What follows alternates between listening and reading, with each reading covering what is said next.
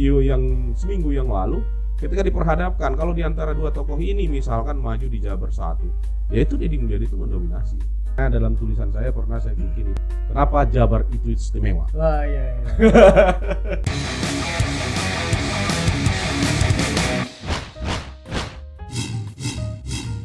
Jabar istimewa. Jabar istimewa. Kenapa Jabar istimewa? Ada 4 yang saya bahas. Yang paling pertama, Jawa Barat itu kan dengan populasi terbesar se-Indonesia. Artinya dia punya kontribusi besar terhadap pembangunan nasional, punya kontribusi besar terhadap pengembangan demokrasi di Indonesia, dan punya kontribusi besar untuk menentukan siapa kepemimpinan nasional. Itu satu kontribusi besar juga dalam pajak pasti. Ya pasti kan itu. Ya, pasti penduduknya juga ramai kan gitu. Nah, itu satu. Terus yang kedua, dia memang ya secara secara kebudayaan memang kuat lah ya. Kuat dalam arti kaya akan seni budaya. Kayak tari berbagai jenis, dan itu ada dari masing-masing daerah gitu. Daerah ini tariannya begini, daerah ini tarian. Meskipun di daerah lain kan ada juga yang seperti itu. Seperti Sumatera Utara misalkan ada Karo, ada Toba, ada Simalungun, ada ya Melayu, ada Nias dan lain-lain gitu.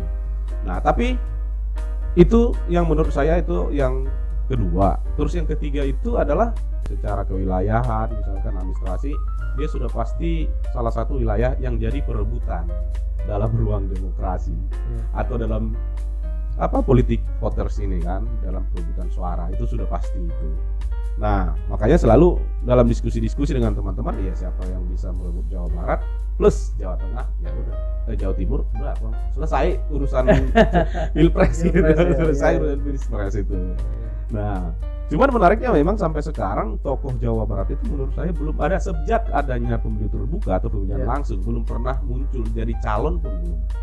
Kalau Ma'ruf Amin kan memang di Banten, walaupun dulunya itu sama-sama Jawa Barat ya. Tapi kan sekarang kan secara administrasi provinsinya sudah berbeda. Ya kan?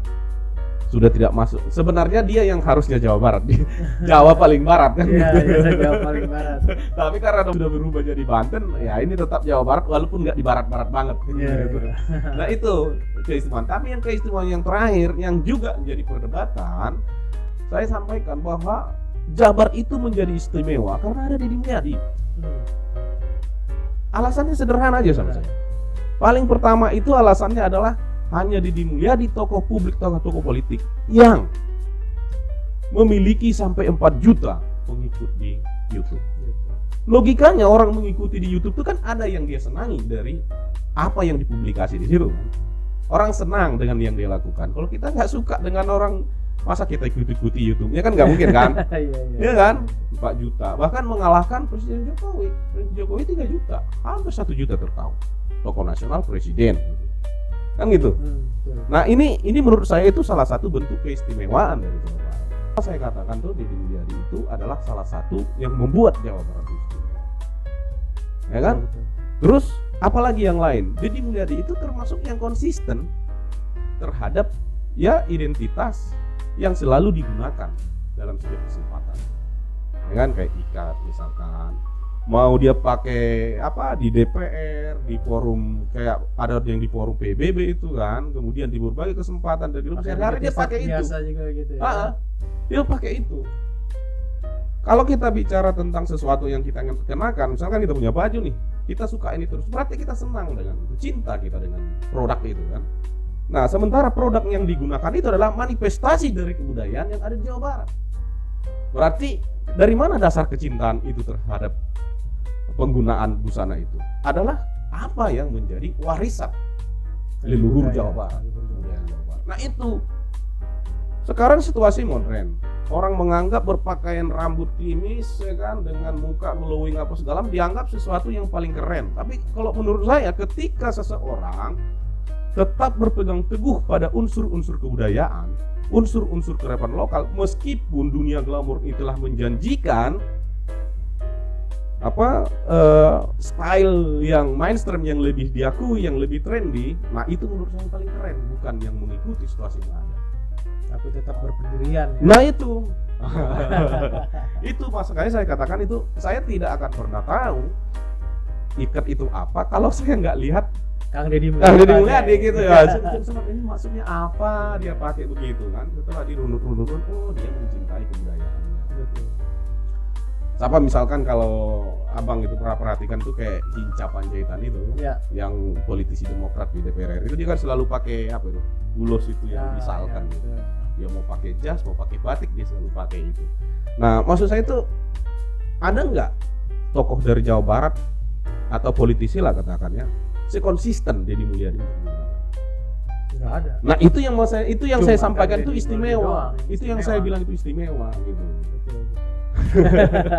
Jadi rasionalisasinya begitu, makanya saya katakan ya di Jawa Barat itu istimewa dengan adanya Deddy Mulyadi. Berarti Di samping ada hal-hal lain juga kan, sepertinya ya perempuan-perempuan itu saya bilang ya cantik lah. berarti memang Jawa Barat ini dengan daerahnya yang istimewa butuh dipimpin oleh sosok yang istimewa juga kan Nah, begitu. nah iya dong. Karena gini, Secara teoretik begitu dong. iya secara teoretik pasti begitu. Karena daerahnya sudah istimewa seperti yang kita katakan tadi, istimewa karena populasi, kemudian istimewa karena Budaya. adat istiadat dan budayanya, kemudian istimewa karena sumber pendapatannya itu atau PAD-nya itu bisa beraneka ragam kan, mulai dari industri, pertambangan, kemudian jasa, pertanian kan, perikanan, Macam-macam. macam-macam. Dan menurut saya ini mewakili termanifestasi dalam apa yang dilakukan oleh Deddy Mulyadi. Nah itu. Jadi kalau misalkan pertanyaan tadi, kita balik ke pertanyaan tadi, loh dengan situasi RK misalkan yang sekarang ini ada semacam pernyataan-pernyataan sporadis yang muncul di para netizen, spontanitas yang muncul di netizen, mereka ya kalau nggak mau lagi harus pilih yang lain dong. Iya. Harus ada mindset mereka ketika misalkan, waduh saya kecewa nih RK nih selama 5 tahun nih, aduh ini begini nih misalkan tuh. Iya. Tapi kan mereka nggak mungkin berhenti, harus ada pilihan. Kalau misalkan kamu kecewa dengan A, sama misalkan nih, ayo kan ada 2 buah, 1 jeruk, 1 mangga. Wah ternyata kita makan mangganya kan asam. Jalan satu-satunya kan pilih yang Ini jeruk. jeruk kan Iya. itu, istilahnya itu dah itu. Makanya itu harus ada semacam alternatif kemana kesadaran netizen ini akan berlabuh. Iya. Karena biar bagaimanapun ya suatu wilayah itu atau satu provinsi itu mesti harus ada pemimpinnya. Nggak mungkin dia bisa jadi dewan rakyat. Itu utopis itu. Ya. Tapi bisa kan? Nah, Ciapas aja nggak bisa begitu Nggak kan? bisa. Ya berarti kalau memang netizen sudah mulai sadar, sudah mulai ada rasa kekecewaan terhadap pemimpin Jabar yang sekarang, ya, Lord RK. Nanti abang di DM loh, dicari di mana, kerja di mana ini. Tapi setidaknya ya harus punya, seperti yang aku bilang tadi, harus punya pelabuhan politik lain gitu loh. Ya. Nah makanya saya bilang kan mereka nggak kehabisan stok lah istilahnya. Nggak, bukan, kan ada situasi kadang-kadang kan ya sudahlah memilih yang baik di antara yang terburuk. Kan ada kan? Ada. Kadang-kadang kan statement seperti itu bisa keluar kan. Ya daripada kita nggak punya hak suara kita batal, kemudian kita nggak gunakan, ya udahlah memilih yang terbaik di antara yang terburuk. Kalau ini menurut saya bukan begitu. Memilih terbaik di antara yang terbaik kan begitu. Ya. Baik semua ini.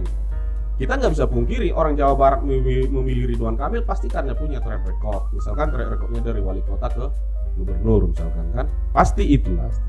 Tetapi apakah itu satu-satunya yang terbaik? Belum tentu. Karena ada tokoh yang lain yang saya bilang tadi. Kalau kita tracer, nggak ada yang misalkan bagaimana dia selama menjadi wakil bupati, bagaimana selama jadi bupati, bagaimana selama jadi DPR RI, kan gitu. Nah, kalau misalkan itu di-trace, saya kira di komparasi dua ini ya pasti nemu lah yang terbaik itu. Ya. Tetapi kalau diperhadapkan misalkan itu antara RK dengan KDM, ini menurut para netizen itu memang mereka pengen berubah dulu, Perubahan. perubahan. Mau yang lebih istimewa. Ya iya. Ibarat kita nonton di stadion gitu kan, kita mau dong lebih VIP ya kan. Yang VIP yang tempatnya istimewa. Istimewa. Gitu cluenya ya. Nggak, jadi nanti kan yang akan bertarung nanti kan antara Jabar Istimewa dengan Jabar Juara. Iya. Ya kan ada dua tuh kan.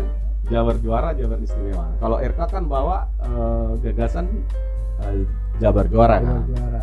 Kalau misalkan nih orang ini bisa ini coba apa mengulik terus, secara detail diperhatikan, seperti yang kita sampaikan tadi beberapa argumentasi bahwasanya Jawa Barat istimewa, nanti bisa aja itu menjadi semacam harapan, hope. Jawa Baratnya akan istimewa ke depan, sesuai dengan kondisi-kondisi objektif yang kita sampaikan tadi, prasyarat-prasyarat yang ada di Jawa Barat itu sehingga dia menjadi satu provinsi yang istimewa. Maka harus dipimpin orang istimewa pula kan gitu. Iya. Oke, kalau begitu mudah-mudahan ini bisa jadi referensi lah buat teman-teman netizen dalam hal memilih calon pemimpin ke depan untuk Jabar khususnya gitu. Iya, paling pertama kan kita coba buka perbincangan ini atau diskusi ini kan bagaimana setiap orang itu menjadi rasional gitu kan.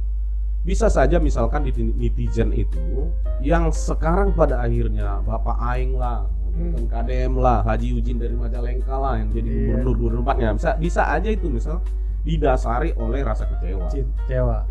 Bisa juga didasari atas dasar kecintaan yang memang gak rasional, karena gak bisa kita pungkiri kan ada juga kan. Tetapi bagaimana semua para netizen itu dan warga Jabar itu melihat hal-hal rasional untuk mereka menentukan harus bagaimana, pemimpin seperti apa. Apakah keistimewaan Jawa Barat ini nggak perlu dijadikan semacam barometer nasional maupun internasional? Apakah keistimewaan Jawa Barat yang kita uraikan satu persatu tadi itu tidak perlu dieksplorasi lebih jauh misalkan? Tapi kalau mereka sampai ke arah sana, saya kira pilihan-pilihan rasional itu pasti tersedia, ya kan? Nggak mungkin, misalkan kita butuh nih orang yang sangat mencintai Jawa Barat. Apa ukurannya? Dia mencintai identitas Jawa Barat. Iya. Bagaimana dia ukurannya mencintai identitas Jawa Barat? Dia mengenakan sehari-harinya tanpa pandang bulu kemanapun. Kan itu kan secara prinsipil kan. Karena itu bukan style pribadi. Kecuali kalau style pribadi mereka suka misalkan nih saya suka brewokan nih, kemana-mana saya pakai nggak pernah saya cukur misalkan kan. Itu kan bisa dikategorikan style pribadi kan. Tetapi ini adalah manifestasi dari kebudayaan yang ada sejak dulu. Kalau dia sudah mencintai itu simbol kebudayaannya itu dan dia kenakan setiap hari-harinya, konsisten setiap hari digunakan, berarti dia dengan sendirinya terkategorikan mencintai wilayahnya. Kalau dia mencintai wilayahnya, ya mencintai warganya. Ya kan gitu. Kalau sudah mencintai warganya, dia akan berjuang untuk mengangkat derajat warganya. Betul. Gitu itu Bang. sosok yang dicari. Dia harus selesai kita berpikirnya sampai situ.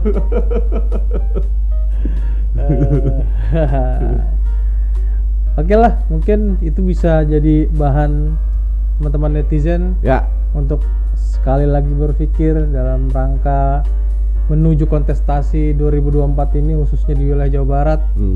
Sekarang pilihannya sudah ada di depan mata. Kalau kita sebagai orang yang cerdas pasti kita pilih yang paling istimewa. Ya, untuk Jawa Barat yang istimewa. Iya.